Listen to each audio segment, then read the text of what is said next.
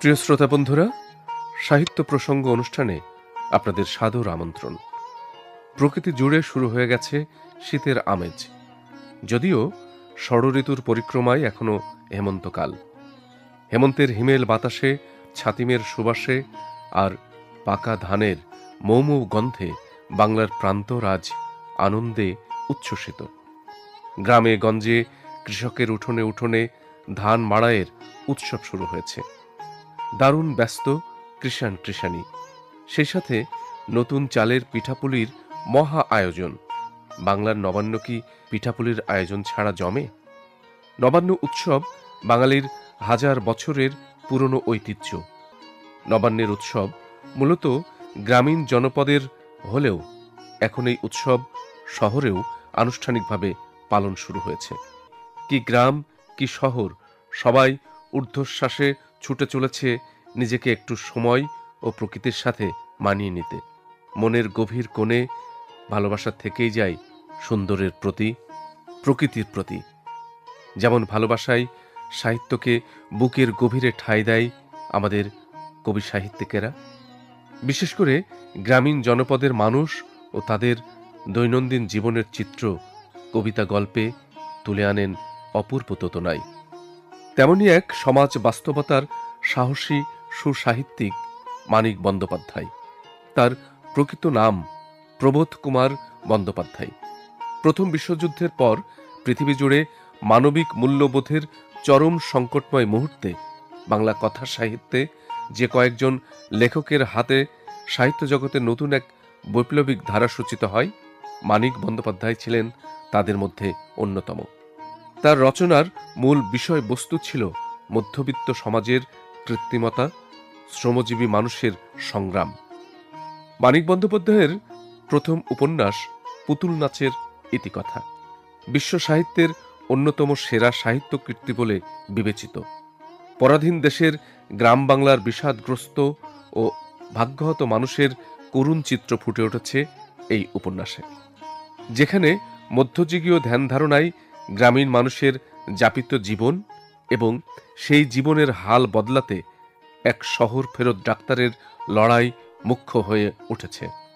মানিক বন্দ্যোপাধ্যায়ের পুতুল নাচের ইতিকথা উপন্যাসের শিল্প সার্থকতা নিয়ে শুনব সাহিত্য প্রসঙ্গের শুরুতেই। রচনা এবং পাঠে আমাদের সাথে আছেন সালেহা সুলতানা।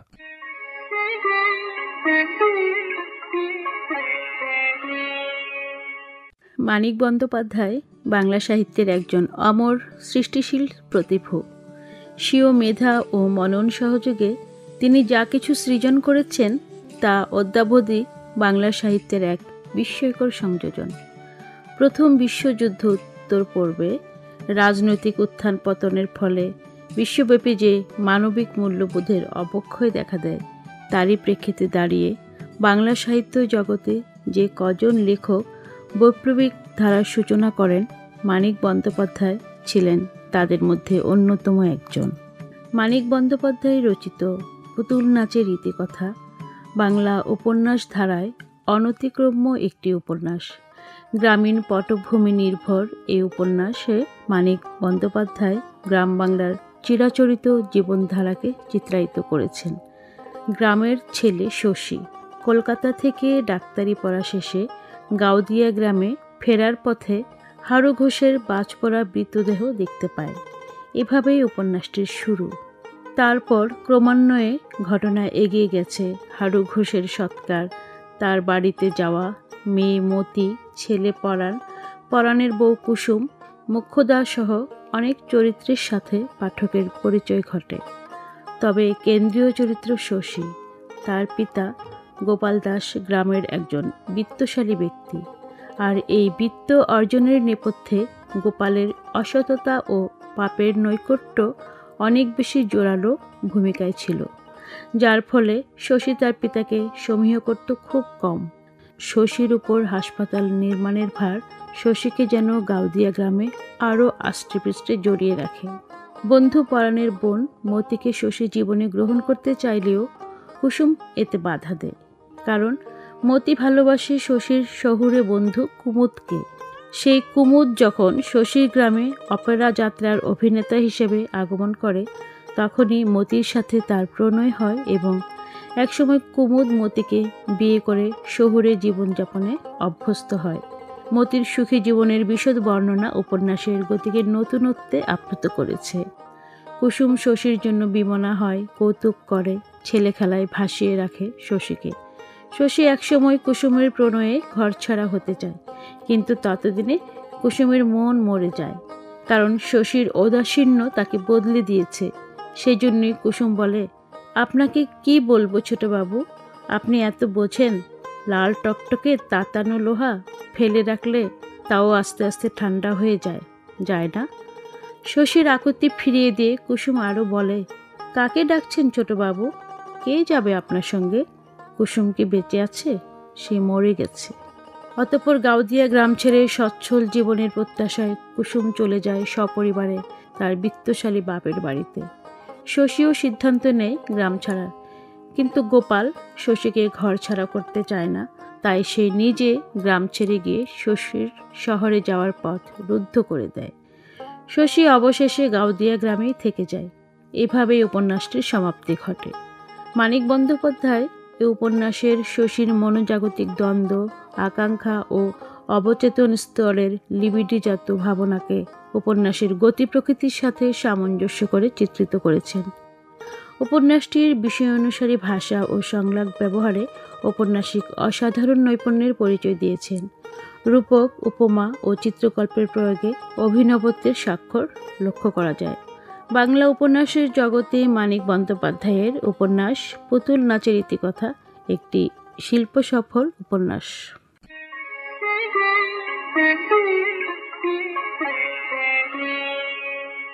প্রিয় শ্রোতা, কবিতা শুনতে আমরা প্রায় সকলেই ভালোবাসি। কবিতার সুললিত শব্দমালা আমাদের চিন্তার স্রোতকে সুন্দরের দিকে প্রবাহিত করতে সাহায্য করে, আমাদের সুপ্ত মনের ঘুমিয়ে পড়া ইন্দ্রিয়গুলিকে করে তোলে সতেজ। আর সেই কবিতা যদি শোনা যায় কবির কণ্ঠে, তবে তা হয়ে ওঠে আরও প্রাণবন্ত। প্রিয় শ্রোতা, এই ধারাবাহিকতায় এখন শুনব কবির সকণ্ঠে কবিতা পাঠ। প্রথমে শুনব কবি মামুন রশিদ। কবিতার শিরোনাম স্মৃতি। কিছুটা স্মৃতি, কিছুটা কল্পনা, আর কিছু রৌদ্রের ঝিলিক। সারাদিন খুচরো পয়সার মতো গুনতে থাকি। জানতে ফিকে মনে পড়ে জটিলী নিদ্রা ভেঙে, তাকে কেউ না ভাবলেও আমি জানি জ্যোৎস্নার আঙুলে জড়ানো লাজুক মুখে তুমি স্থির হয়ে আছো।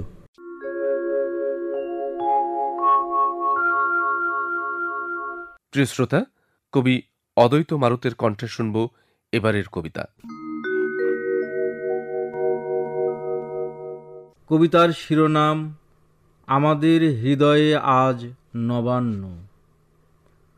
পৃথিবীর নরম শিশির হৃদয়ের ঘাসে শুয়ে আছে চুপচাপ। হালকা রোদ পড়ে আছে তার বুকে। রোদের সাথে চায় আলাপন, গভীর সংলাপ। হৃদয়ের আলাপে বদ্ধ দ্বার খুলে যাক। অন্ধকারের মনোভাব আরও না হোক চতুর, না বারুক সাংসারিক কুটালাভ। আমাদের উঠোন জুড়ে নতুন ধান নবান্নের, এক একটি ধান না গৃহী না সংসারী। শিশির হৃদয়ে মেখে তোলপাড় করে বাড়ি। হেমন্তের শালিকেরা আজ ঝাঁকের বেলুন। তাদের উড়ন্ত ঢেউ এসে হৃদয়ে ঝড় তোলে।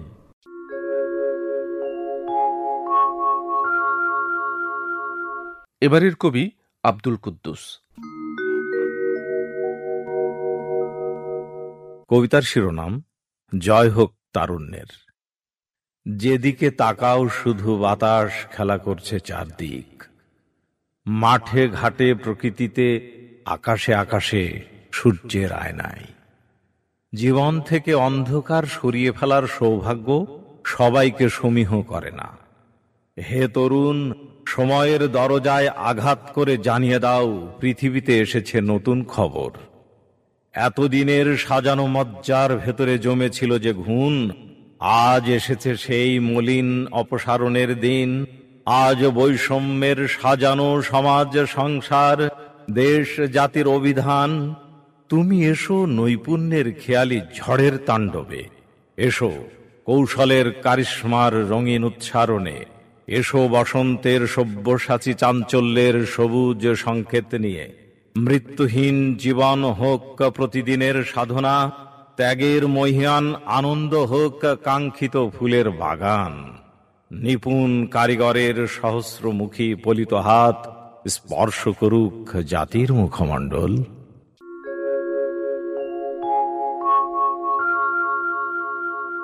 শ্রোতাবন্ধু, বাংলার নারী জাগরণের অগ্রদূত বলতেই যে মুখটি আমাদের চোখের সামনে ভেসে ওঠে, তিনি হলেন বেগম রোকেয়া সাখাওয়াত হোসেন। তবে তিনি শুধু নারী জাগরণেরই অগ্রদূত নন, তিনি বাংলা সাহিত্যের এক নতুন অধ্যায়ের সূচনা লগ্নের সুসাহিত্যিকও বটে।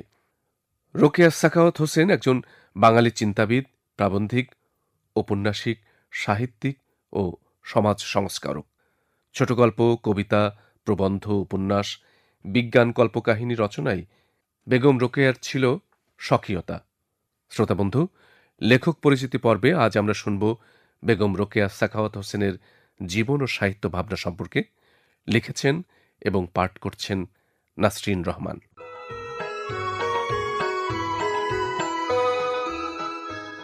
একজন বাঙালি চিন্তক ও সমাজ সংস্কারক হিসেবে বেগম রোকেয়ার পরিচিতি সর্বজন বিদিত হলেও তিনি বাংলা সাহিত্য জগতে একজন সুসাহিত্যিক রূপে স্বীকৃত।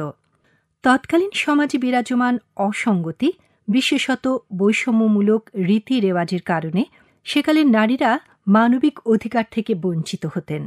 নারীর প্রতি মানবিক অধিকার বিরুদ্ধ কুপ্রথাগুলো বিলোপে সোচ্চার ছিলেন বেগম রোকেয়া।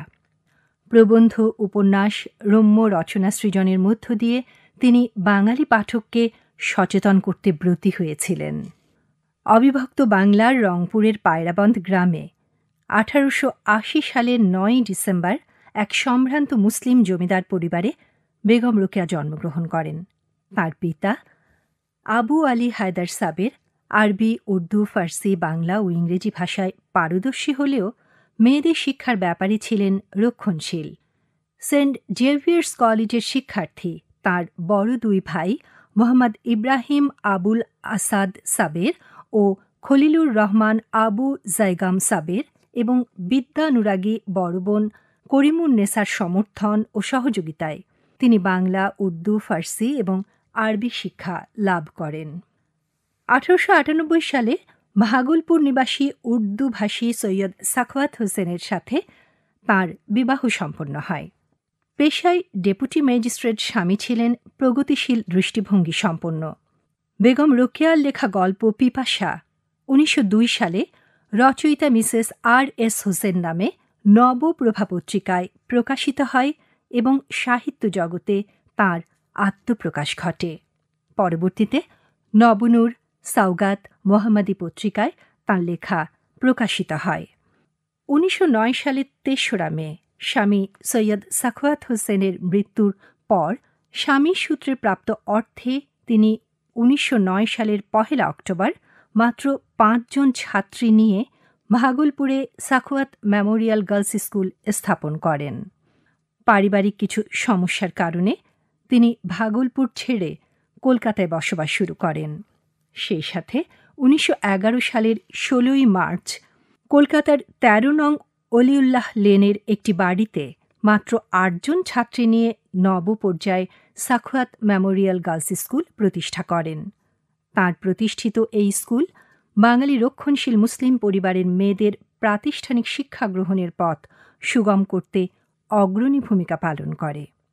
স্কুল পরিচালনার পাশাপাশি জীবনের শেষ দিন পর্যন্ত তিনি সাহিত্য রচনাসহ সামাজিক ও সাংগঠনিক কর্মকাণ্ডে নিবেদিত ছিলেন।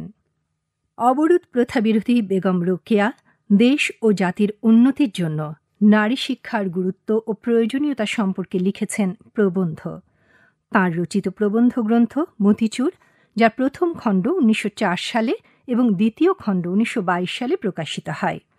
কল্পকাহিনী সুলতানার স্বপ্ন প্রকাশিত হয় ১৯০৫ সালে। ১৯২৪ সালে প্রকাশিত হয় উপন্যাস পদ্মরাগ।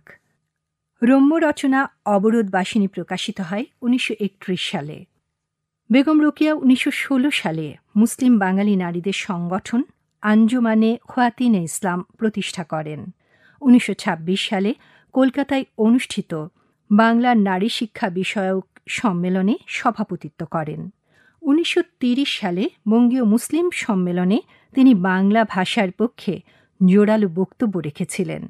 নিজ সময়ের মানুষদের মধ্যে প্রচলিত ধ্যান ধারণার বিপরীতে অগ্রসর চিন্তা চেতনা ও অসীম সাহসিকতার অধিকারী বেগম রোকেয়া ১৯৩২ সালের ৯ ডিসেম্বর ৫২ বছর বয়সে কলকাতায় মৃত্যুবরণ করেন। সমাজ সংস্কারে অবদানের পাশাপাশি বাংলা সাহিত্যে সৃজন কর্মের জন্য বেগম রোকেয়া চিরস্মরণীয় হয়ে আছেন এবং থাকবেন।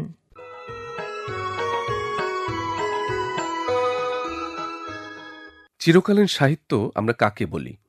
আসলে যে সাহিত্য রচনা শৈলী, উৎকৃষ্টতা, ভাষার সুনিপুণ প্রয়োগ এবং সমকালীন ভাবনার সার্থক রূপায়ণ ঘটাতে পারে, সে সাহিত্যই চিরকালীন সাহিত্যের রূপ পায়। আর এইসব কালকে অতিক্রম করে টিকে থাকা সাহিত্যকর্মই সময়ের ধারাবাহিকতায় হয়ে যায় নন্দিত সাহিত্য। এবারে নন্দিত সাহিত্য পাঠ পর্ব থেকে মোহাম্মদ আব্দুল হকের লেখা নিশি দিবাকর ভ্রমণ গদ্য থেকে শুনব অংশবিশেষ।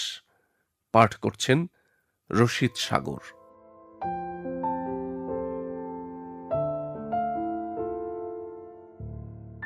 ইতোমধ্যেই মার্চ মাস অতিবাহিত হয়েছে। এখন চারিদিকে বরফ, বরফের মাঝখানে দ্বীপ, পাহাড়ের দ্বীপ ট্রমসো। কথা আছে, বরফ খুঁড়ে কিভাবে মাছ ধরতে হয় তা জানাবো। বরফকে ছিদ্র করে মাছ ধরার কৌশল, এটা আমি প্রথম বছর দেখেছি যখন কৈটিকেনো শহরে গিয়েছিলাম, প্রায় ৪০০ কিলোমিটার দূরে। ওই শহর থেকে ২৭ কিলোমিটার দূরে এক পাহাড়ের চূড়ায় আমরা উঠেছিলাম। ওই সময় বাড়ির মালিকের এক ছেলে বিকেলে আমাকে নিয়ে বের হলো। তখন তো আমরা জানি না কোনটা নদী এবং কোনটা নদী না, কিছুই বোঝা যায় না, সবই তো বরফে ঢাকা। যে নদীটা ওরা দেখাচ্ছে বরফে আচ্ছাদিত পাহাড়ের মাঝখানে ফাঁকা জায়গা দেখাচ্ছে, কোনো গাছ দেখা যাচ্ছে না, তাতে বোঝা যায় এটা নদী ছিল। এরকম এক ফাঁকা জায়গায় গিয়ে বলল যে তোমাকে মাছ ধরা শেখাবো। তখন দেখলাম একটা ড্রিল মেশিন দিয়ে সে বরফ ছিদ্র করল। ছিদ্র করে তার পাশে যখন একটু পানির মতো বের হলো, চোখ দিয়ে নিচে তাকাচ্ছে। আমাকে বলে তুমিও তাকাও। তাকিয়ে দেখি ঠিকই নিচে মাছ। মাছ মুভ করতেছে, ক্রিস্টাল ক্লিয়ার, একেবারে স্বচ্ছ পানি, যার জন্য মাছের মুভমেন্ট দেখা যায়। তো ও আধার দিয়ে বড়শি ফেলল এবং একটা মাছ বাংলাদেশে প্রায় ৬ ইঞ্চি পরিমাণ লম্বা হবে ধরে নিয়ে আসলো। এটা হলো প্রথম বছরের বরফ ছিদ্র করে মাছ ধরার অভিজ্ঞতা, যেটা আমি নিজে ধরি নাই। দ্বিতীয় বছর যখন আমি, আমার ওয়াইফ এবং বাচ্চাদের নিয়ে ওখানে গেলাম, ওই বছর ট্রমসো কমিউনিটি এবং ইউনিভার্সিটির যে বিদেশ বিষয়ক ছাত্র উপদেষ্টা আছে তাদের সমন্বয়ে একটা জার্নির ব্যবস্থা করলো। ওখানে আমরা ফ্যামিলি সহ গেলাম। প্রায় ১৫০ কিলোমিটার চালাবার পরে এক জায়গায় বাস দাঁড়িয়ে গেল। বলল যে এইখানে মাছ ধরতে আসছি। আমরা তো সাগর দেখি না, মাছ ধরবো? বলল এই যে আমরা দাঁড়িয়ে আছি সাদা বরফ, এটাই কিন্তু ওদের ভাষায় ফিওর। এখানে সবাই একে একে বাস থেকে নেমে যাচ্ছে। আয়োজকরা আবার গাইড দিল, হাতের ইশারায় বলল যে এই এলাকা দিয়ে যাবে, ওই এলাকা দিয়ে যাবে না, এটা ওরা চেনে। আমরা তো বরফ দেখলে চিনব না, সমস্যা আছে।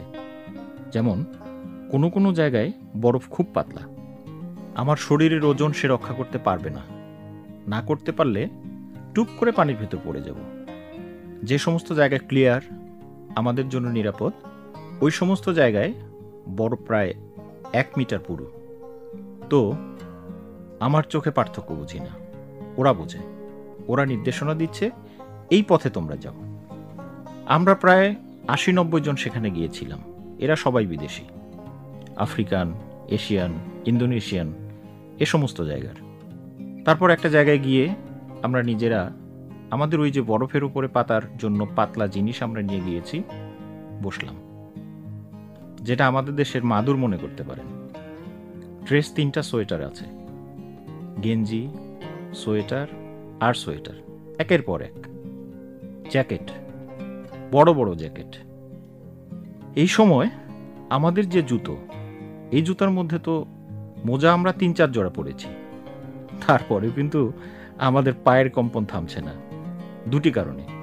একটা হচ্ছে শীতে আমরা অভ্যস্ত না, আর ২ নম্বর হচ্ছে আসলে এই জুতো বরফের জন্য না, আরও ভিন্ন জুতা আছে, আমরা সংগ্রহ করিনি। আর শহর থেকে বাইরে নামলে যে তাপমাত্রার এত পার্থক্য, সেটা জানা ছিল না। শহরে যেখানে আমরা ছিলাম -৮ ডিগ্রিতে, ওখানে আসলাম -১৭ ডিগ্রি। প্রিয় শ্রোতা, ভ্রমণ সাহিত্যের বাক অবাক ঘুরতে ঘুরতে আমরা কেমন উচ্ছ্বসিত হয়ে পড়েছি। কেমন যেন জীবনের এই ব্যস্ততার পাঠ চুকিয়ে এখনই বেরিয়ে পড়তে ইচ্ছে করছে প্রকৃতির মায়াময় হাতছানিতে। আর প্রকৃতিকে মন ভরে দেখার এই তো সময়। নবান্নের এই মধ্য সময়ে হালকা শীতের পরশ গায়ে মেখে চলুন তবে বেরিয়ে পড়ি রোমাঞ্চকর কোনো পরিভ্রমণে, জেনে নেই জানা অজানা অনেক কিছু। এই প্রত্যাশায় শেষ করছি আজকের সাহিত্য প্রসঙ্গ। আজকের সাহিত্য প্রসঙ্গ গ্রন্থনা এবং উপস্থাপনায় ছিলাম আমি মনিরুজ্জামান পলাশ, সম্পাদনায় মোহাম্মদ নিজামুদ্দিন, তত্ত্বাবধানে ছিলেন কানিস কুলসুম, আর সাহিত্য প্রসঙ্গ অনুষ্ঠানটি প্রযোজনা করলেন নাদিয়া ফেরদৌস। সকলে ভালো থাকবেন, থাকবেন সুস্থতায়।